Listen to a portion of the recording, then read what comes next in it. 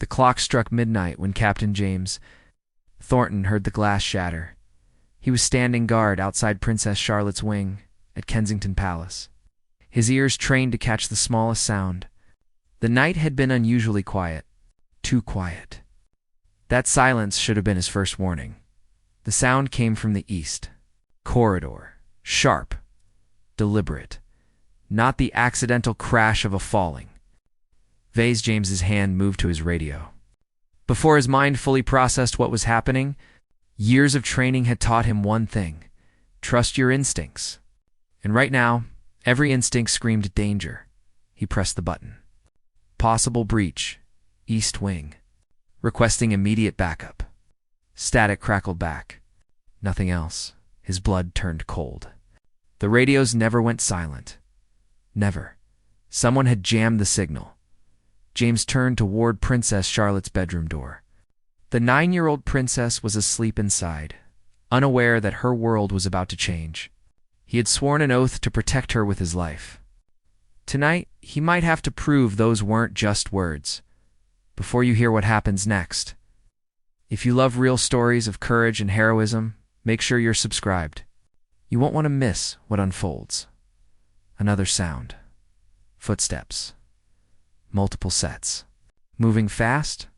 Too fast for regular security patrols? James positioned himself directly in front of the princess's door. His hand gripped the sidearm he'd carried for 12 years, but never fired in the line of duty. His heart hammered against his ribs, but his hands remained steady. 3 figures emerged from the shadows. They wore black tactical gear and moved with military precision. These weren't ordinary criminals. They were trained, professional, and they were heading straight toward him. The lead figure raised a hand. James saw the weapon. "Step aside," the man said. His voice was calm, almost polite. That made him more dangerous. "Not a chance," James replied. The man tilted his head. "We don't want to hurt you. We just want the girl." Those words confirmed James's worst fear. This wasn't a robbery. This wasn't random. Someone had sent these men specifically for Princess Charlotte. Someone who knew the palace layout. Someone who knew how to disable communications. Someone who had planned this down to the last detail. James's mind raced. Backup wasn't coming. The radios were dead. He was alone. Behind him he heard a small sound. A whimper.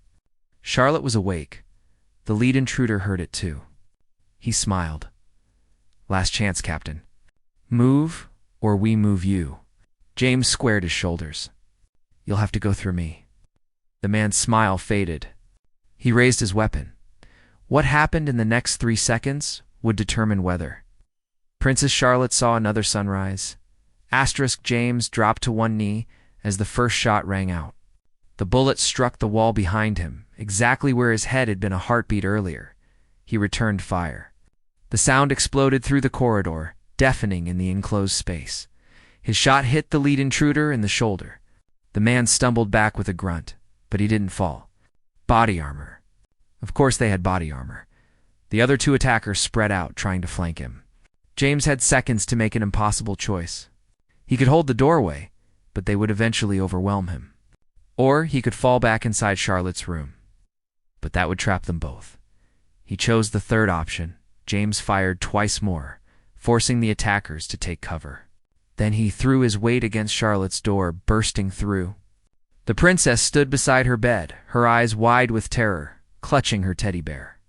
"Charlotte, we have to go. Now." James kept his voice calm despite the chaos erupting around them. She nodded.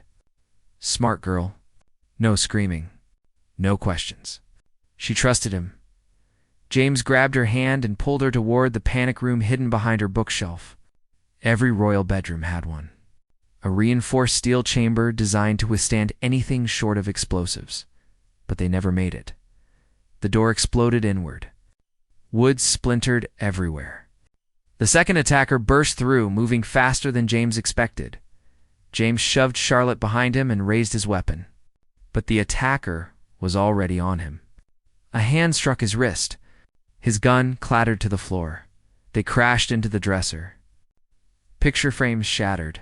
James threw a punch that connected with the man's jaw. The attacker barely flinched. He struck back, a brutal jab to James's ribs that knocked the air from his lungs.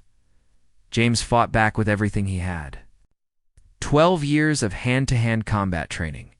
Every dirty trick he'd learned in the military, but this man matched him move for move. They grappled near the window. James could feel his strength fading. The attacker was younger, stronger, and he wasn't fighting alone. The third intruder entered the room. He ignored the fight and walked straight toward Charlotte. The princess pressed herself against the wall, her teddy bear clutched to her chest. Her lip trembled, but she didn't cry out. Brave. So incredibly brave. No. James roared. He drove his elbow into his opponent's throat and broke free, but he was too far away. Too slow. The third man reached for Charlotte. His gloved hand stretched toward her arm, then the palace lights blazed to life. All of them. Every corridor. Every room. Blinding white light flooded through the windows. An alarm screamed. Not the normal security alarm. This was different. Louder. More urgent. The attackers froze. Whatever they had planned, this wasn't part of it. The lead intruder pressed his hand to his ear, listening to something on a hidden device. His expression darkened. He looked at his partners and made a sharp, cutting gesture across his throat. Abort. Fall back, he ordered. Now, they moved toward the door, but the lead man stopped. He turned back to James, who was still on the floor, gasping for breath. This isn't over, he said. We'll be back for her. Then they were gone. Vanishing into the night as quickly as they'd appeared, James crawled to Charlotte and pulled her into his arms. She was shaking. So was he. Are they gone? She whispered. Yes, James said. You're safe now. But even as he said it, he knew it was a lie. Those men would return. And next time, they would be ready for him. The emergency lights had been triggered by someone in the security control room. James would later learn that Officer Sarah Chen had noticed the radio blackout and acted immediately, flooding the palace with light and sound to disrupt any potential threat. But that was later. Right now, James sat in a conference room while Charlotte was examined by palace doctors. His ribs ached, his wrist was swelling. But he couldn't stop his hands from shaking. Detective Inspector Marcus Walsh sat across from him. The man had 20 years with Scotland Yard's Protection Command. His expression was grim. Tell me everything again, Walsh said. James had already told him 3 times, but he understood. They needed to get every detail right. Lives depended on it. They knew the layout, James said. They knew which room was Charlotte's. They knew how to jam our communications. This wasn't random, Inspector. Someone gave them information. Walsh leaned forward. You're suggesting we have a leak? Inside the palace? I'm not suggesting anything. I'm telling you what I saw. Those men were professionals. Ex-military, maybe. They had equipment, training, resources. That level of operation doesn't happen without serious funding and inside knowledge. Walsh's jaw tightened. The girl, how was she? Terrified but brave. She didn't scream, didn't panic. She trusted me to protect her. James's voice cracked. I almost failed, but you didn't. You held them off until backup arrived. It makes you a hero, Captain. James shook his head. Heroes don't let 9-year-old girls get attacked in their own bedrooms. I should have seen it coming. How they disabled communications? They timed it perfectly. You did everything right. Did everything I was trained to do. It wasn't enough. James stood and walked to the window. Dawn was breaking over London. The city looked peaceful, normal, but nothing felt normal anymore. The lead attacker said something before he left. James continued. He said they'd be back for her. He meant it. This wasn't a failed attempt they'll just walk away from. Walsh stood as well. Then we need to move her. Somewhere safe. Somewhere they won't expect. Anywhere we move her, they'll find out. We have a leak, remember? So what do you suggest? James turned to face him. I suggest we find them first. Walsh raised an eyebrow. You're a royal guard, not a detective. I'm the man who looked them in the eyes.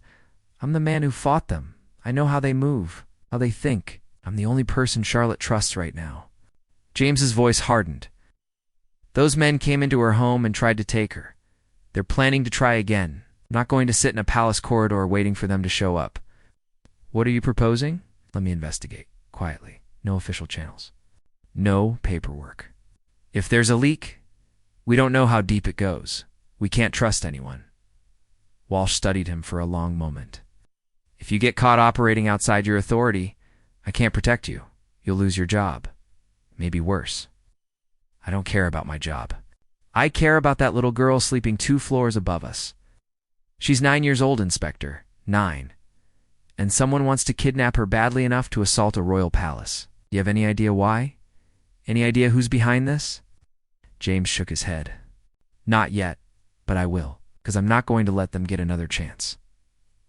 Walsh pulled out his phone and typed something. Then he showed James the screen. It was blank except for a phone number. This is my personal cell. No one else has it. You find something? You call me. Only me. Understand? James memorized the number. Understood. And Captain, watch your back. If these people are as connected as you think, they'll know you're looking for them. Let them know. Maybe they'll come for me instead of her. Walsh's expression darkened. That's what you're hoping for, isn't it? You want to draw them out? James didn't answer. He didn't need to. They both knew the truth. Asterisk James started with the palace staff. 83 people had access to the royal wing. Cleaners, maintenance workers, kitchen staff, security personnel.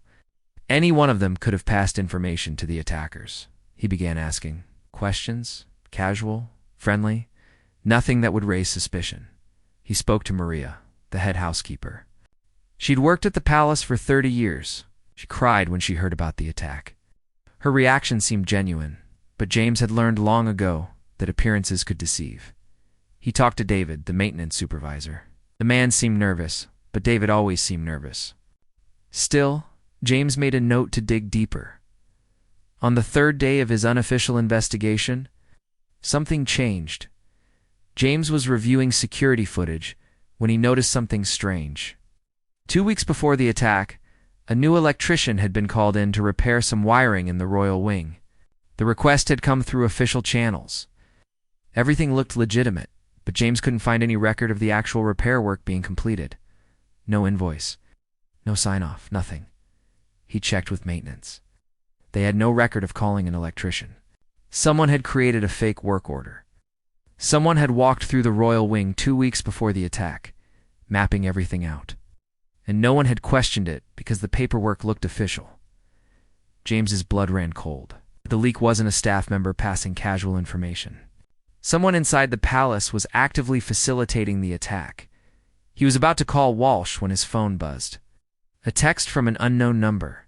Stop digging, or the princess dies. We know where she is. We know where you are. We're always watching. James stared at the message. His first instinct was to ignore it.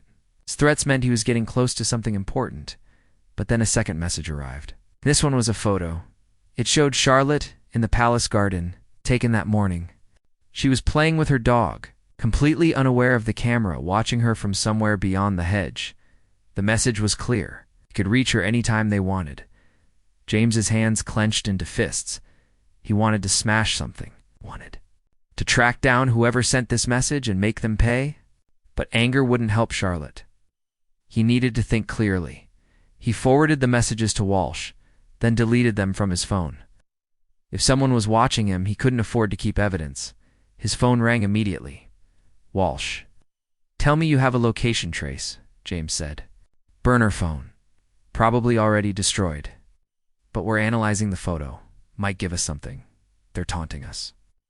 They want us to know they can get to her whenever they choose. So why haven't they? That was the question James had been asking himself.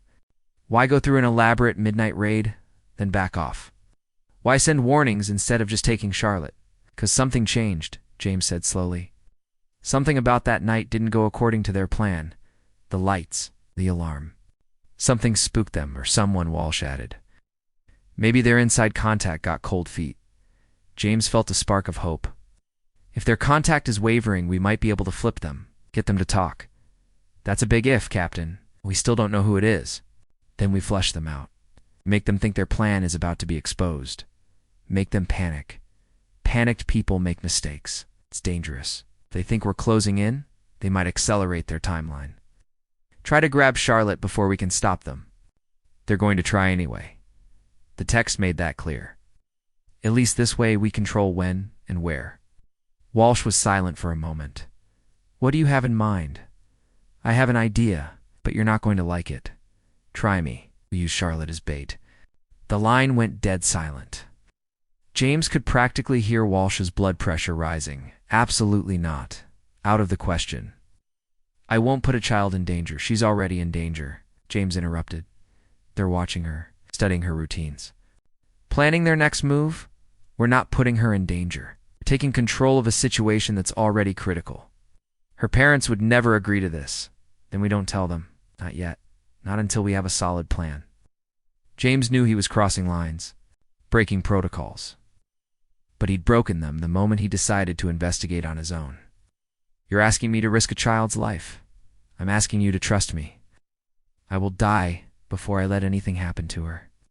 But if we sit here waiting, they'll come for her on their terms. I'd rather face them on mine. Walsh exhaled slowly. What's your plan? The plan was simple. Dangerously simple. Charlotte would attend her scheduled charity event at the Aldrains Hospital. Public. Predictable. Exactly the kind of opportunity the kidnappers would be watching for. But this time, James and Walsh would be ready. They had 3 days to prepare. Walsh assembled a small team. Only people he personally trusted. People who'd served with him for years. No palace staff. No official channels. If there was a leak, they would keep it contained. James spent those 3 days glued to Charlotte's side. She asked him once why he looked so worried. I'm not worried, he lied. Just doing my job. She looked at him with those 2 wise eyes. You're a terrible liar, Captain James. He smiled despite himself. Your Highness, that might be the nicest thing anyone's ever said to me. On the morning of the event, James went over the plan one final time. Charlotte would arrive at the hospital with her usual security detail. But hidden among the staff and parents would be Walsh's team. 12 highly trained officers, all armed, all watching. The kidnappers would make their move. James was certain of it. They'd been watching Charlotte for weeks. They knew her schedule. They knew this was their chance. And when they struck, Walsh's team would be waiting. The morning started normally. Charlotte waved to the cameras as she stepped out of the car. Children and parents lined up to meet her. She smiled and shook hands, playing her role perfectly. James's eyes never stopped moving, scanning faces, looking for anything out of place. His hand rested near his concealed weapon. 2 hours passed. Nothing happened. James began to wonder if he'd been wrong. Maybe the text was just a bluff. Maybe they'd scared the kidnappers off. Then he saw her, a nurse young. Nervous, she was pushing a wheelchair toward the exit where Charlotte was greeting families. But there was no patient in the wheelchair. Just blankets piled high. James's instincts screamed. He pressed his cum device. Walsh, nurse, east corridor. Moving toward the princess. Copy.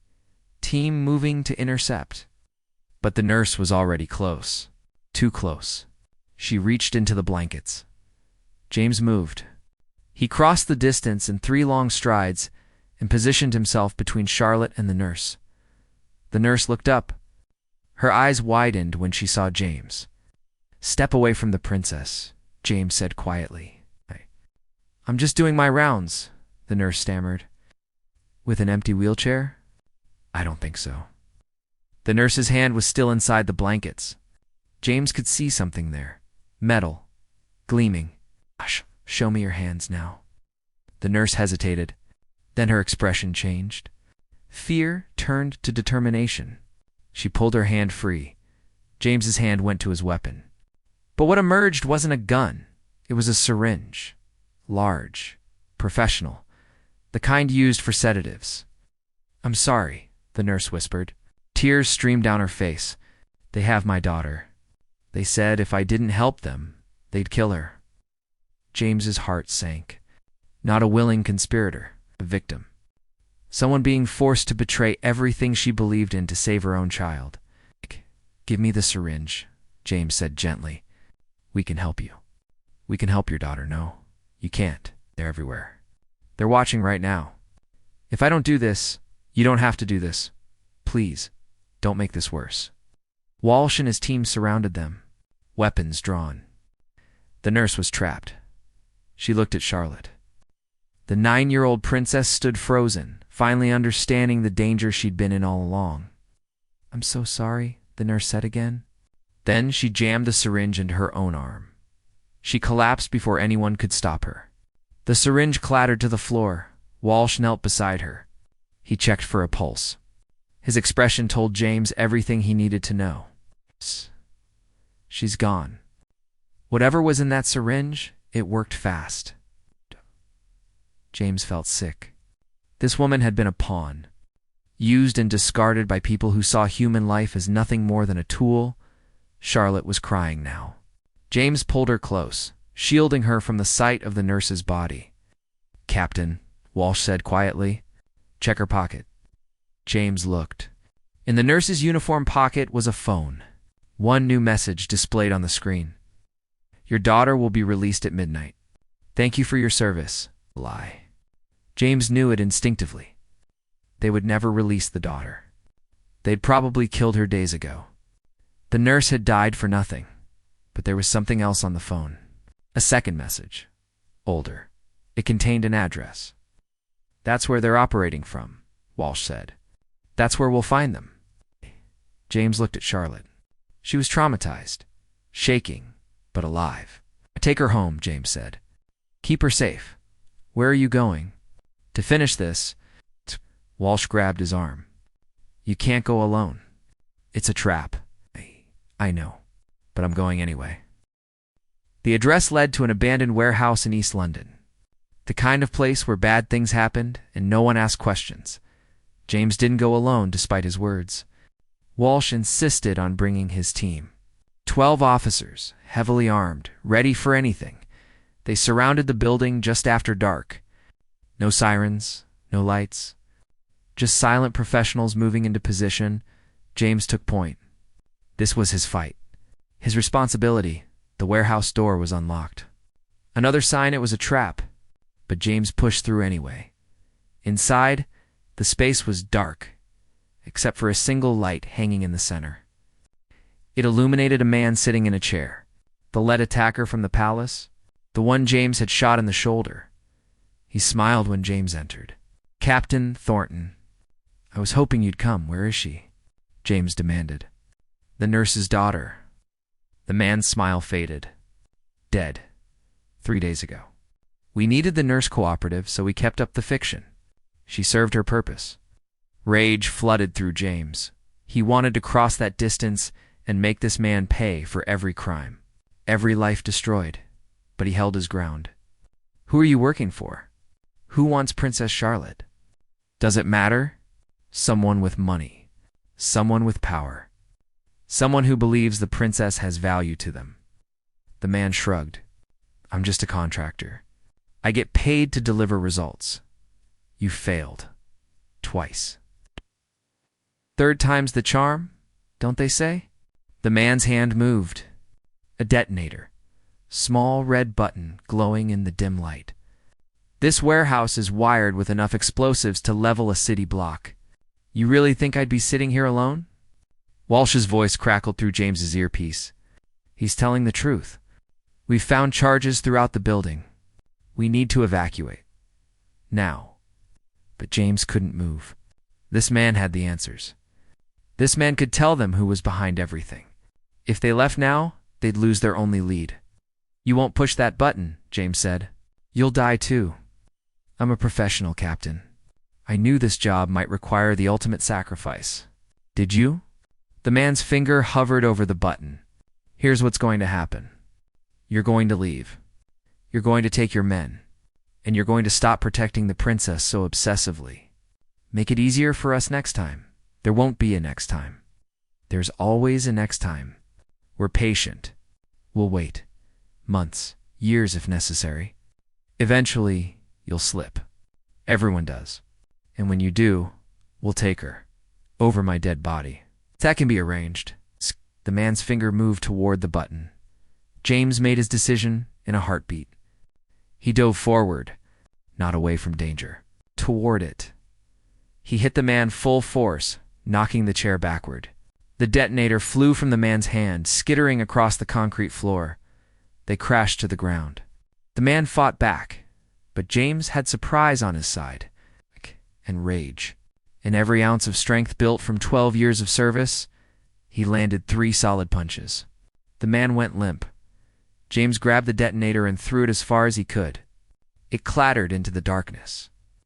Buildings clear. Walsh shouted, "Bomb squads disarming the charges now." It had been a bluff. The explosives were real, but the detonator wasn't connected. Just another psychological weapon to buy time. James hauled the unconscious man to his feet. Walsh's team swarmed in, securing him with zip ties and reading rights that would keep him locked away forever. But James barely heard any of it. His mind was on Charlotte, safe at the palace, surrounded by guards. Finally protected, Walsh approached. "We got him." And the bomb squad found evidence, names, bank accounts. This goes higher than we thought. Politicians, business leaders, people who wanted Charlotte as leverage against the crown. High enough that this won't stay quiet. There will be trials, investigations. The whole world is going to know someone tried to kidnap a princess. James nodded. He should have felt victorious. They'd stopped the kidnappers, saved Charlotte, exposed a conspiracy that reached into the highest levels of power. But all he felt was tired and worried, because Walsh was right about one thing. There would be a next time. Maybe not this group, maybe not this plan, but someone, somewhere, would always see Charlotte as a target. His job wasn't over. It would never be over. Not as long as that 9-year-old girl needed someone to stand between her and the darkness. 3 weeks later, James stood guard outside Charlotte's bedroom door. Back on his regular shift, everything had returned to normal, except it hadn't. Charlotte had nightmares now. She rarely smiled. The attack had stolen something from her that James could never give back. The door opened. Charlotte peeked out. She should have been asleep. "Can't sleep?" James asked gently. She shook her head. "I keep thinking about that nurse. She had a daughter. Like me, I know. Did you find her?" "The daughter." James knelt down to her level. "We did. She's safe now. She's with family who love her." It was a kind lie. The daughter had been found, but she hadn't survived. Some truths were too heavy for a 9-year-old to carry. Charlotte studied his face. "You're lying. You're doing that thing where your eye twitches. Too smart. Too observant." James sighed. "The world isn't always kind, Your Highness. But people like me, we work hard to make it better. To keep you safe, will they come back? The bad people. I don't know. Maybe. But if they do, I'll be here." Charlotte hugged him suddenly, fiercely. "Promise." James hugged her back. "I promise. Now get some sleep." She returned to bed. James closed the door gently and resumed his post. The night was quiet, peaceful, but James remained alert, always watching, always ready, because somewhere out there, someone was planning their next move. And when they came, James Thornton would be standing guard, just like he always had, just like he always would. Some promises were worth keeping, no matter the cost.